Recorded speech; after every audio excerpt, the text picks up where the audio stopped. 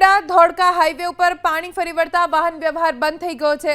સાબરમતીના પાણી ફરી વળતા ખેડા ધોળકા માર્ગ બંધ કરવામાં આવ્યો। સાબરમતીના પાણી ફરી વળવાના કારણે સલામતીના ભાગરૂપે આ નિર્ણય લેવામાં આવ્યો છે। ધરોઈ અને સંત સરોવરમાંથી સાબરમતી નદીમાં પાણી છોડાયું, પરિણામે ખેડા ધોળકા હાઈવે ઉપર પાણી ફરી વળ્યા। સાબરમતી નદીમાં ઘોડાપૂર આવ્યું કહી શકાય। ઉપરવાસમાં જે વરસાદ વરસ્યો ને જેના કારણે સાબરમતી નદી બે કાંઠે વહી। આ સાબરમતી નદી છે, આ નદી અત્યારે રોડ ઉપરથી વહી રહી છે કહી શકાય। આ એ જ રોડ છે, ધોળકાથી ખેડાને જોડતો આ માર્ગ છે જે પાણીમાં ગરકાવ થયો છે અને જેને લઈ વહીવટી તંત્ર દ્વારા અહીં આગળથી અવર જવર કરવાની મનાઈ કરવામાં આવી છે।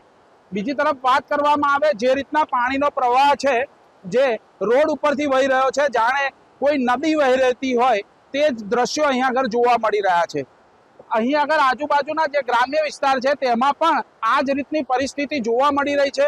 ગઈકાલે મોડી રાત્રે આ રોડ છે તે રોડ બંધ કરવામાં આવ્યો વાહન વ્યવહાર માટે, અને વાહન વ્યવહાર માટે રોડ બંધ કરતાની સાથે જ અહીં આગળ પોલીસ બંદોબસ્ત ગોઠવી દેવામાં આવ્યો, જેને લઈ અહીં આગળથી કોઈ પણ વાહન કે કોઈ પણ વ્યક્તિ અવર જવર ન કરી શકે।